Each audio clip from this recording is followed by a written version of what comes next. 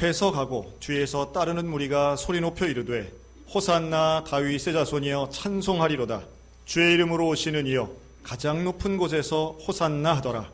예수께서 예루살렘에 들어가시니 온 성이 소동하여 이르되 이는 누구냐 하거늘 무리가 이르되 갈릴리 나사렛에서 나온 선지자 예수라 하니라. 오늘은 예수님의 길 시리즈 마지막 시간인데요. 예루살렘 고난의 길이란 제목으로 함께 말씀을 나누겠습니다. 요단강에서 시작한 예수님의 사역은 갈릴리에서 제자들을 부르시고 또한 사마리아를 거쳐 많은 사람들을 회당으로 모아 가르치시고 병자를 고치시고 때로는 음식을 먹이며 사람들과 함께 하셨습니다. 그리고 마침내 오늘 이 종려 주일날 예수님은 예루살렘 성으로 입성하십니다. 아마도 제자들의 마음에는 그래, 우리 스승님은 이렇게 갈릴리, 사마리아 같은 변방에만 계실 분이 아니고 드디어 이제 이스라엘의 중심지 이 예루살렘으로 가시는 게 어울리지, 아마도 이렇게 생각한 사람도 있었을지 모르겠습니다. 그리고 마침 그들의 마음에 더 확신을 주는 예루살렘 성에 많은 사람들이 나와서 예수님을 환영한 거예요. 이들이 어떻게 이런 환영의 대열에 설 수 있었을까? 이들은 예수님에 대한 소문을 들었고 예수님에 대한 막연하지만 기대를 갖고 있던 사람들이라고 보는 게 합당할 겁니다. 그리고 이들이 벌인 일종의 환영 세레모니, 이것은 다른 사람들 눈에 볼 때는 해프닝처럼 보였을 겁니다. 왜냐하면 온 백성이 다 나왔다라기보다는 그 예루살렘 성 입구에 있던 사람들이 예수님의 입장을 보면서 종려나무 가지를 흔들기도 하고 호산나를 외치기도 합니다. 이들의 마음에는 예수님을 잘 모르지만 예수님이 이 땅에 왜 오셨는지도 모르고 예수님이 어떤 가르침을 하셨는지 구체적으로는 잘 모르지만 들은 소문을 생각해 보니 이분에게는 능력과 가능성이 있다, 이런 기대감을 가지고 환영했을 거라는 거죠. 그리고 이것은 소동이 되어서 다른 사람들에게도 도대체 무슨 소리야? 이게 무슨 누구야 저 사람은? 이라고 하는 질문이 예루살렘 성 안에 퍼졌다라고 하는 겁니다. 한번 이 장면을 예수님의 입장에서 한번 생각을 해봅니다. 제자들은 뿌듯해하고 사람들은 환호하는데 예수님은 과연 지금 이 순간 예루살렘 성에 들어가실 때 흐뭇하거나 기쁘거나 혹은 큰 기대가 될까요? 아니면 암담하셨겠습니까? 당연히 암담함이 앞에 가렸겠어요. 왜냐하면 예수님이 예루살렘 성에 들어가신 이유는 고난받기 위해서였기 때문입니다. 예수님이 이곳에 온 것은 물론 하나님 말씀에 순종하고 구약의 예언을 성취하고자 하지만 예수님 명확히 알고 계셨던 거예요. 이 예루살렘 성에 들어가면 나는 고난받고 나는 십자가에 달리며 나는 결국 죽을 거야 라는 것을 알고 계셨습니다. 이걸 아셨기에 제자들에게 여러 차례 말씀하기도 했어요. 그런데 제자들 중에 그 누구도 그 예수님 말씀을 알아듣거나 마음에 새기거나 기억하는 사람 하나 없이 말 그대로 그저 예수님 그 말씀은 그 말씀이고 오늘 이러한 환영과 환대 속에 들뜬 기분을 누리고 있었다는 겁니다. 아마 예수님 마음은 이 시간, 이 순간만큼 사람들을 바라보면서 애잔하면서 동시에 그 절대적인 고립감을 느끼고 계시지 않았을까 생각해 봅니다. 사람들은 많지만 내 본심을 알아주는 사람은 아무도 없고 지금 내 마음이 어떤 상태인가를 알아주는 내 편이 한 명도 없는 것이죠. 이 고립감은 더 극으로 갑니다. 곧 제자들은 배신하고 사람들로부터는 배척을 당합니다. 그리고 십자가에 달리신 예수님은 결국 하나님께조차도 나의 아버지, 나의 하나님, 어찌하여 나를 버리셨나이까? 라고 호소하는 하나님으로부터도 고립당하는 그 고립감을 호소합니다. 아마 여기 와 계신 분들 중에도 사람은 많지만 정말 내 마음을 알아주는 사람이 한 명도 없는 극심한 외로움을 겪고 계시는 분들 혹시 있지 않을까 생각이 듭니다. 남들은 다 잘 살아가는 것 같고 남들은 무슨 SNS나 카톡 사진을 보면 다른 사람들은 여유 있고 왠지 건강하고 일이 잘 풀리고 잘 되고 기대감과 기쁨 가운데 살아가는데 도대체 나는 되는 것도 없고 내 마음 아무도 알아주는 사람 없는 외롭고 고립된 마음, 여러분 그 마음 우리 주님이 아시는 줄로 믿습니다. 우리 예수님이야말로 가장 극단적인 고립감을 경험하신 분이기 때문에 그렇습니다. 인간이 느낄 수 있는 가장 깊은 외로움, 그 고독감, 이것을 우리 주님 당하신 거예요. 사람들로부터 배신당하는 것도 예수님은 경험하신 분입니다. 가장 가까이에 있던 믿었던 제자들이 떠나갑니다. 그들 중에는 나는 예수를 몰라 라고 적극적으로 부인하는 제자들까지 나타나게 되는 거지요. 뿐만 아니라 이 예루살렘 성 안에 있던 길은 예수님에게는 고난의 길이 됩니다. 지금도 예루살렘 성에 가면 이 구시가지 안에 그 도로가 있는데요. 그 도로의 이름이 비아 돌로로사라고 하는 이름을 갖고 있습니다. 이 비아 돌로로사는 비아는 길이란 뜻이고 돌로로사는 슬픔, 고난 이런 뜻입니다. 성지순례를 가면 여기에 반드시 가는데 이 비아 돌로로사는 반복되어 있는 코스까지 다 포함해서 약 800m 정도 됩니다. 그런데 여기는 이 길이 처음부터 이런 이름을 갖고 있었던 건 아니고요. 13세기, 14세기 때 수도사들이 이곳을 예수님의 그 고난을 경험하고 또 아는 데 도움이 되고자 그 코스를 만든 거예요. 그래서 빌라도가 신문하는 장소에서부터 14군데의 장소를 특별한 의미를 부여해서 예수님이 쓰러지신 곳, 구레네 시몬을 만난 곳, 이렇게 해서 14군데의 표시를 다 해놨습니다. 지금도 이 예루살렘을 방문하는 순례객들은 그래서 그곳마다 가서 그 돌을 만져보기도 하고 그곳에 사진을 찍기도 하는 거죠. 좁은 골목에 양쪽으로는 상점이 있고 그곳에 이게 참 예수님이 이 길을 가셨단 말이야, 예수님이 이곳에 십자가를 메고 가셨단 말이야 생각하면 이 참 혼란스럽다, 너무도 복잡하고 장사하는 곳이기 때문에 이제 그런 거죠. 그래서 생각해 보면 당시에도 많은 사람들 틈바구니에서 예수님은 채찍 맞으시고 침뱉음을 받으시고 모욕당하시면서 그 무거운 십자가를 끌고 그 길을 혼자 가셨다라고 하는 거예요. 따르던 많은 무리들은 오간데 없이 보이지 않고 불과 며칠 전만 해도 종려나무 가지를 흔들던 사람들이 이제는 무섭게 노려보면서 멸시하고 무시하더라는 거죠. 대중이 돌아서는 건 순식간이었고 믿었던 제자들이 안 보이는 그 고립감 속에 예수님은 고난의 길을 걸으셨습니다. 예수님이 가신 그 고난의 길, 그 고난의 길은 누구 때문에 가셨을까요? 바로 저와 여러분들 때문에 그 고난의 길 걸어가신 것 믿으시기 바랍니다. 이 고난의 길을 묵상하면 묵상할수록 우리가 고난에 대해 어떤 시각을 가져야 될까? 오늘 이 말씀을 좀 드리고자 합니다. 고난 없는 인생은 아무도 없습니다. 특별히 예수를 믿어도 신앙생활을 열심히 해도 고난은 끊임없이 옵니다.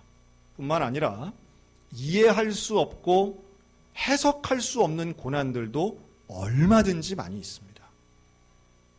이제 내일 모레 4월 16일이면 벌써 5년이 됐습니다. 세월호가 침몰한 지 벌써 5년 됐습니다. 실종자까지 포함해 304명의 생명을 순식간에 앗아갔던 그 사고는 대한민국 사회에 얼마나 큰 상처를 줬는지 몰라요. 거기에는 많은 기독교인들이 있었습니다. 이런 질문을 하죠. 그날 하나님은 과연 어디 계셨나? 하나님은 왜 이런 사건이 일어나도록 방치하셨나? 그러나 시계를 조금 더 뒤를 돌리면 저에겐 또 다른 아픔이 있는데 2010년 벌써 9년 됐죠. 2010년 3월 천안함 폭침이 있은 지 벌써 9년 됐습니다.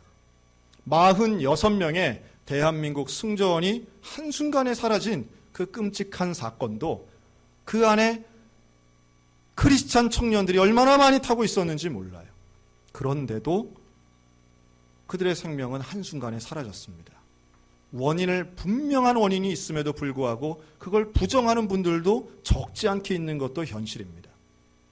천안함이든 세월호든 우리의 마음을 아프게 하는 것, 또 이해되지 않는 것은 하나님은 왜 이런 일들을 허락하셨는가라고 하는 거예요.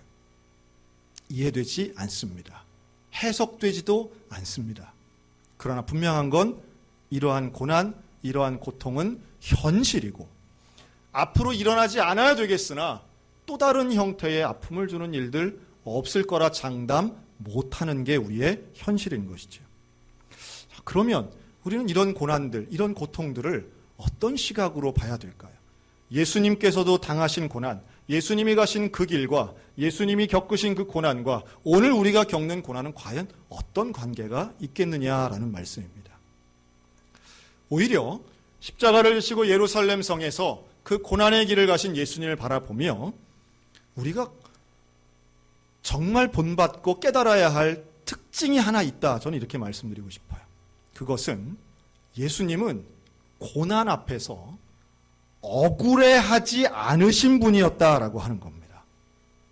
예수님은 억울해할 만한 고난이었습니다. 그런데도 그걸 억울해하거나 혹은 누구를 원망하거나 혹은 누구를 처벌해야 된다고 말씀하지 않더라는 거예요.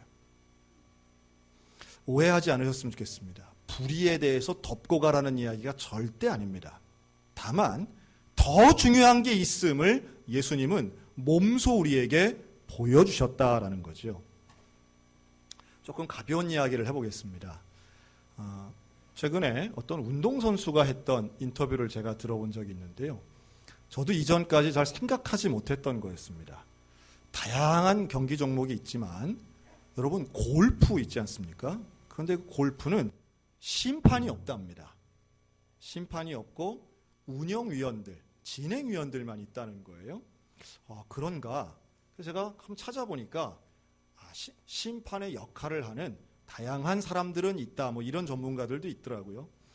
그 역할을 한다는 거는 뭐 거의 갤러리가 다 찍는다, 뭐 보고 있다, 뭐 이런 얘기죠. 그런데 왜 심판이 없냐 하면 골프는 매너의 경기이기 때문에 누가 지적하거나 누가 적발할 필요 없이 플레이어 자체의 양심이 가장 중요한 기준이 된다는 거예요.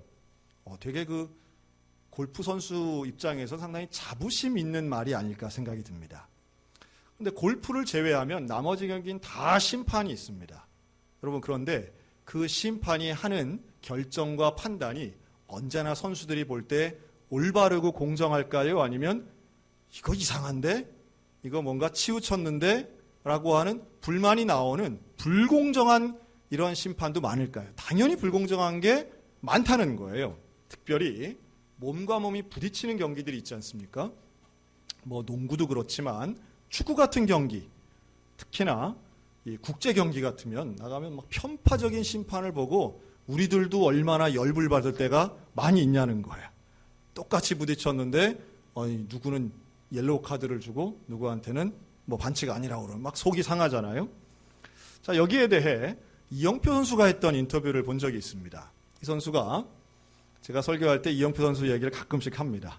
아마도 왜냐하면 뭐 인터뷰도 많이 하고 글도 잘 쓰지만 크리스찬 이 스포츠맨 중에는 가장 성서적인 원리를 아주 현실적으로 잘 설명하고 있는 분이라고 생각하기 때문에 제가 자주 인용을 합니다.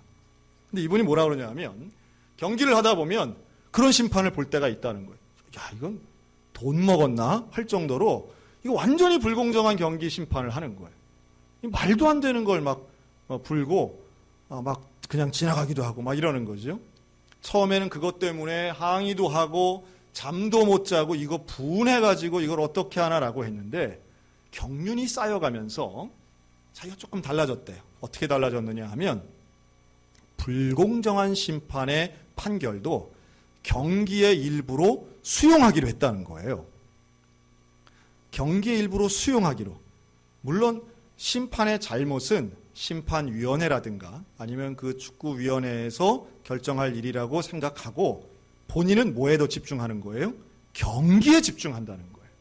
나는 축구 선수이지 어떤 심판의 잘못을 잡아내는 사람이 아니라고 정리를 하고 잘못된 심판도 경기의 일부라고 받아들이니까 현실을 그대로 받아들이는 능력을 키울 수 있었고 더 경기에 집중했고 좋은 결과를 가져올 수 있었다라고 하는 이야기입니다. 상당히 의미가 있죠. 저는 이런 비슷한 이야기를 최근에 또 한 권의 책을 통해서 봤는데요. 우리 대한민국 사람이 가장 존경하는 역사적인 인물이 한 분 계십니다. 임진왜란을 에서 민족을 구해낸 성웅 이순신 장군이 있습니다. 우리나라 사람들이 돈 내고 본 영화 중에 제일 많은 사람이 갔던 영화 명량이라는 영화가 있는데요. 그 영화가 이순신 장군에 대한 이야기지요. 그래서 전에는 잘 몰랐다가 온 국민이 알게 된 대사 하나가 있습니다. 신에게는 아직 12척의 배가 있습니다. 뭐 이런 대사였죠. 그 전에는 나의 죽음을 적에게 알리지 마라가 더 유명했다면 그 다음에는 12척 이야기가 이제 더 유명해졌습니다. 제가 최근에 읽은 건 바로 그 명량의 모티브가 됐던 그 소설을 쓴 그 김훈이라는 작가가 최근에 다시 내 마음의 이순신이라는 그 칼럼을 썼습니다. 그걸 구입해서 한번 읽어봤는데요. 거기 나오는 내용이에요. 이 이순신 장군은 늦은 나이에 과거를 통해서 이제 장군이 되죠. 그리고 통제사가 되기도 하고 하는데 그의 진급을 막았던 사람들이 있습니다. 국내에 있던 대신들은 이순신 장군을 그렇게 별로 좋아하지 않았던 거예요. 그리고 잘못된 정보 때문에 왕이었던 선조도 이순신을 그렇게 좋아하지 않았다는 거죠. 그래서 그는 진급을 해서 영전할 수 있는 기회가 4번이나 결정됐지만 4번 다 취소가 되는 아주 이례적인 주인공이 됩니다. 그러니까 속이 많이 상했겠죠. 뿐만 아니라 그는 결국 체포가 돼서 체포된 이유는 여러 가지가 있는데 체포가 돼서 고문을 받고 모든 직위가 박탈당하는 백의종군의 주인공이 됩니다. 다들 아실 거예요. 그런데 그런 가운데 이순신 장군 하면 유명한 거 몇 가지가 있지만 그 중에도 가장 뛰어난 것은 난중일기를 기록한 일이 아닐까 생각이 들어요. 조금 다른 얘기지만 여러분 할 수 있으면 일기 많이 쓰시기 바랍니다. 일기 쓰는 인생 성공하게 됩니다. 그 성공은 스스로의 자아가 성장한다는 뜻이에요. 그런데 이 난중일기 여러분 읽어보셨습니까? 저는 이 난중일기를 워낙 유명해서 알고는 있었지만 한 번도 읽어본 적이 없었어요. 근데 이 글을 통해서 난중일기 한 부분을 제가 통째로 한번 읽어보게 됐는데 깜짝 놀랐습니다. 왜냐하면 이순신 장군의 난중일기는 말 그대로 임진왜란 중에 난리통 속에 쓴 일기예요. 전쟁 중에 쓴 일기인데 그 일기 매일매일 쓴 일기마다 빠지지 않고 들어가는 3요소가 있더라는 거예요. 날씨, 사람, 숫자 이게 늘 들어가더라는 거예요. 제가 초등학교 때 썼던 일기도 기억이 났습니다. 방학 숙제 겸해서 썼던 그 일기는 항상 날씨, 흐림, 내용은 어제와 비슷함 이런 거였었는데 난중일기에 들어가는 그 일기의 내용도 날씨, 맑음 그리고 그 내용이 얼마나 구체적인지 제가 깜짝 놀랐어요. 예를 들면 이런 겁니다. 1598년 10월 7일의 일기의 한 부분인데요. 맑음, 아침에 송한년, 사람의 이름입니다. 송한년이 겉곡식 1대, 기름 5대, 꿀 3대를 바쳤다. 야, 전 대장군쯤 되면 맨날 진격 앞으로 하든가 나라의 흥망성쇠를 이렇게 걱정하는 글을 쓸 줄 알았는데 그게 아닌 거예요. 지극히 일상적이면서도 정확한 내용들을 쓰고 있습니다. 그 숫자가 두루뭉술이하지 않고 너무도 구체적이어서 이순신 장군이 그렇게 연전연승할 수 있었던 비결은 빅데이터 분석이 아니었을까 하는 생각까지 했어요. 전쟁은 느낌으로 하는 것이 아니라 사실에 대한 이해를 전제로 해서 하는 거구나. 그리고 전략은 경험이 아니라 데이터를 가지고 하는 거구나. 결국 기록하는 사람이 실제 전쟁에서도 승리할 수밖에 없겠구나.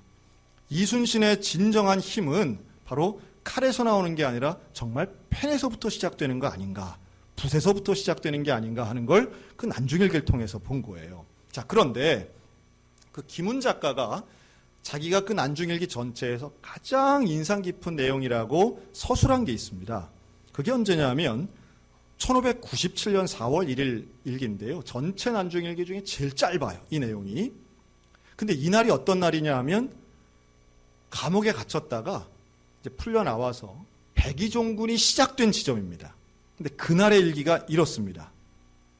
날씨 맑음, 감옥문을 나왔다. 끝. 이거예요.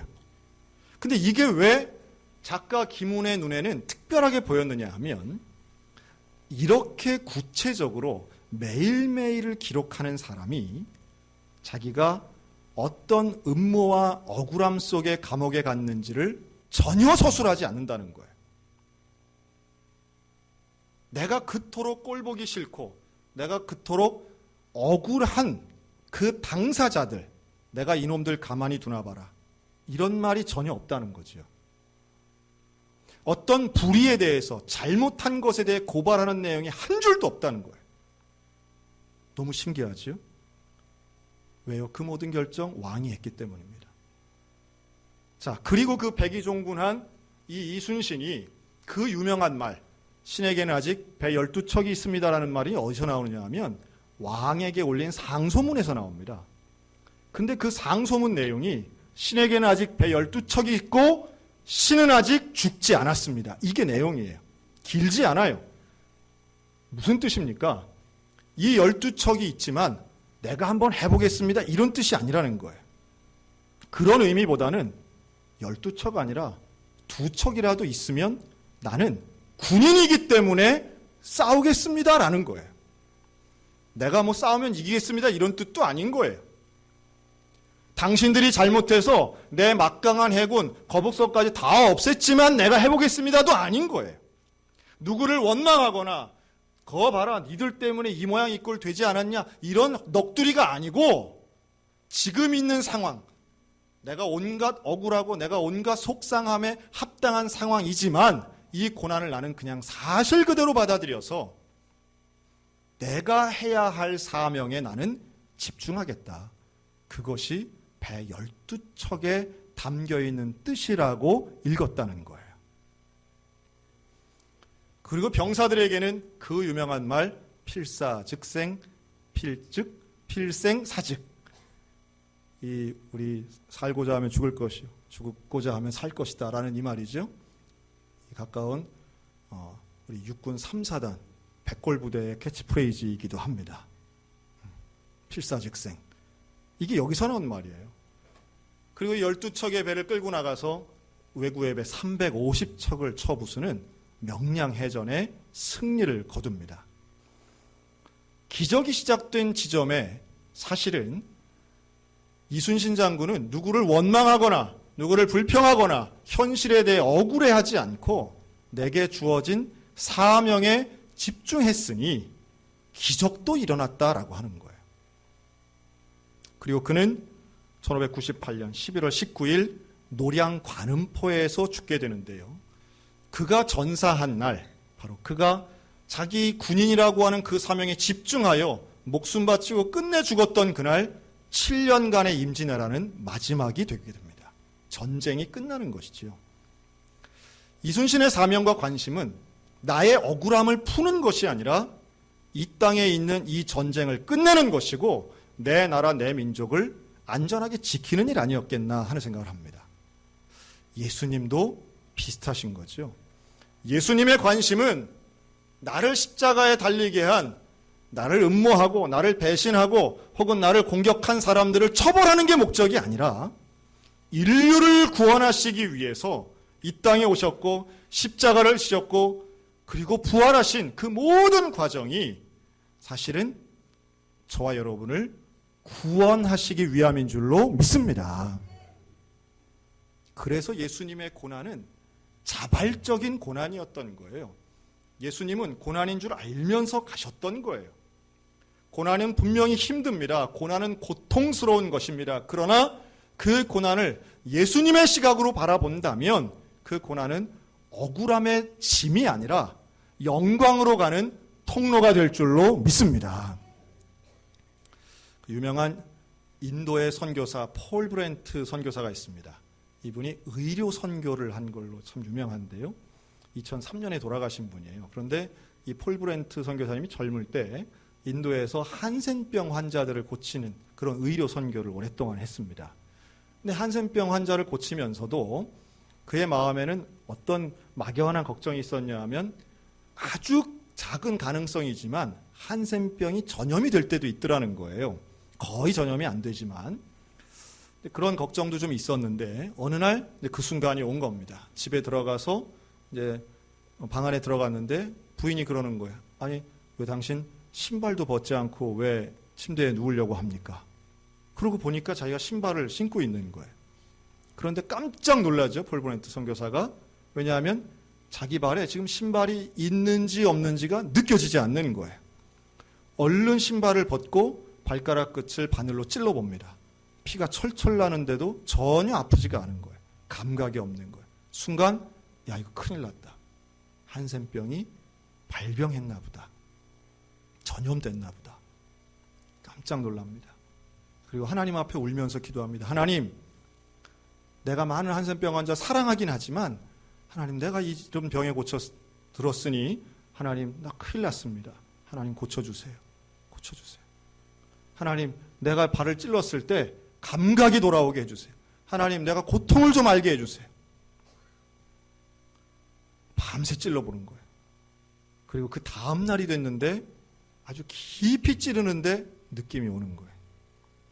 나중에 밝혀진 얘기지만 그 한센병이 아니라 일시적인 다리에 온 마비 현상 때문에 감각이 없었다는 거죠.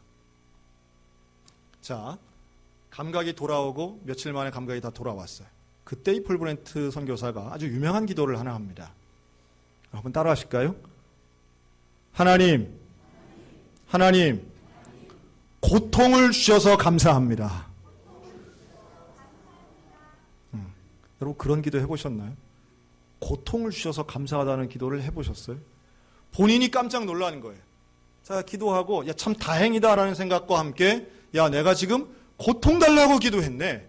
고통을 알게 해달라고 아프게 해달라고 기도했는데 이게 이렇게 감격적일 수가. 그러면서, 아, 하나님의 은혜에는 반드시 고통이 따르는구나. 고통도 선물이구나. 고통도 은혜구나. 고통도 하나님이 주셨다면 이건 정말 은혜의 통로구나라는 것을 새롭게 깨달았다는 거예요. 오늘 우리들에게도 여러분, 예수를 믿는다는 것은 고난 없는 삶이 아니라 고난 가운데에서도 주님과 동행하는 삶이 믿음의 삶이고 신앙의 삶인 줄로 믿습니다. 고난이 없는 사람은 아무도 없어요. 고난은 1번 다음엔 2번 오고 2번 다음엔 하여튼 100번, 1000번 다 오게 돼 있습니다. 고난은 어떤 형태로 모양만 바뀌고 시간만 지날 뿐이지 고난은 언제나 있을 수밖에 없어요. 여러분, 고난을 없애달라기보다 고난 가운데 주님의 고난, 예수님의 고난처럼 주님과 함께 가고 주님처럼 그 고난을 바라보게 해달라고 기도하셨으면 좋겠습니다. 그리고 그 기도의 자리로 나오시기를 주님의 이름으로 초청합니다. 우리의 고난에 대해 성경은 이렇게 말합니다. 생각건대 현재의 고난은 장차 우리에게 나타날 영광과 좋게 비교할 수 없도다. 여러분, 여기서 말하는 영광은 주님과 함께하는 거예요. 예수님과 함께하는 그곳이 광야라도 주님과 함께하면 광야라도 왕궁보다 나은 줄로 믿습니다. 또 십자가를 지나가야 부활의 영광이 있는 것처럼 주님과 함께 그 고난의 길을 걸어가야 참된 영광의 길, 그 예수님과 함께하는 영광적 거처를 경험할 수 있다는 말씀이에요. 저는 그런 자리에 우리 모든 교인들이 함께 나아갔으면 좋겠습니다. 그곳에 자발적으로 나아가고 그 고난의 자리, 마치 예루살렘 성이 고난의 길인 걸 알면서도 예수님이 가셨던 것처럼 우리가 삶의 자리에서 그 고난의 자리로 한 발 한 발 내딛고 나아갔으면 좋겠습니다. 예수님이 함께 하시면 고난이 변하여 영광될 줄로 믿습니다. 자, 내일부터 우리는 고난 주간을 지나가는데요. 그때에 전체 여러분들을 자발적인 고난의 자리, 우리 특별 새벽 기도로 초청합니다. 자, 누누이 말씀드리죠. 여러분, 특별 새벽 기도회는 누구를 위한 걸까요? 특별한 사람들을 위한 겁니다. 참 신기하게도 1년 내내 새벽 기도회가 있는데 이 특별한 분들을 위해서 특별 새벽 기도회를 합니다. 자, 우리 옆 사람에게 당신은 특별한 사람입니다. 시작. 당신은 참 특별한 분이에요. 참 특별한 분이죠. 여러분, 현대인들은 밤늦은 시간을 내는 거는 그렇게 어렵지 않은 것 같아요. 저녁 시간을 내는 거. 그런데요, 새벽 시간을 낸다는 건 거의 불가능에 가까운 분들이 있습니다. 우리 특별 새벽 기도를 어디서 하느냐? 여기서 합니다. 언제 하느냐? 아침 5시부터 합니다. 이번엔 특별히 주제가 주님을 만나는 곳이에요. 여러분, 예수님도 하나님을 만나기 위해서 시간과 장소를 구별하셨어요. 그 시간을 특별히 떼셔서 나가신 거예요. 어디로 가셨느냐? 한적한 곳을 찾아가시고, 어디로 가셨냐? 다락방을 가셨고, 어디로 가셨냐? 광야를 나가신 거예요. 하나님 만나기 위해서 나가신 거예요. 하나님과 독대하시기 위해서 나가신 거예요. 예수님이라고 뭐 아무 데서나 있는 자리에서 그냥 쉽게 누워가지고 하나님 어서 오세요 이러지 않았다는 거예요. 예수님도 특별한 시간을 내고 장소를 구별하여 그곳에 가서 하나님 앞에 독대하여 기도합니다. 여러분, 절대적 고립감을 느끼고 계십니까? 아니면 지금 내가 내 인생에 또 다른 고난을 겪고 있다고 생각하십니까? 그렇다면 우리의 삶에 한적한 곳이 필요할 때입니다. 우리의 삶에 광야로 나아가는 결단이 필요할 때이고, 지금 이 시간 다락방에 올라가서 하나님 앞에 눈물 흘리며 기도해야 될 때라는 거예요. 여러분, 내일 아침부터 이곳이 주님 만나는 광야 되시기를 주의 이름으로 축원합니다. 이곳이 주님 만나는 다락방이 될 줄로 확신합니다. 그렇게 기도할 때에 고난이 영광되는 믿음의 눈이 열리게 되는 거예요. 믿음의 문이 열리는 거예요. 수고하고 무거운 짐진 자들아 다 내게로 오라고 말씀하잖아요. 왜 혼자 낑낑대고 무겁게 힘겹게만 살면서도 주님 앞에 나가지 않느냐는 거예요. 주께 나와서 그걸 내놓고 그걸 맡기면 우리 주님 들으시고 붙잡아 주시고, 나의 짐은, 나의 멍에는 훨씬 가벼운 것, 너는 내 멍에를 져라. 내가 너의 십자가를 책임져 주겠다. 주님 그렇게 말씀하시는 줄로 믿습니다. 우리의 문제 아시는 주님이, 모든 능력 갖추신 그 주님이, 나를 대신하여 고난당하시고 나를 대신하여 죽음당하신 그 예수님이 나를 만나기를 원하세요. 여러분, 그 만남의 자리로 자발적으로 나아오셨으면 참 좋겠습니다. 내일 이 자리에서 함께 기도할 때에 그 놀라운 모든 고난의 길을 겪으시고 영광의 부활로 나아가신 예수님과 동행하는 믿음의 역사가 드러나게 될 줄로 믿습니다. 그 주님 붙잡으며 오늘도 승리하는 저와 여러분들 다 되시기를 주님의 이름으로 축원합니다. 아멘.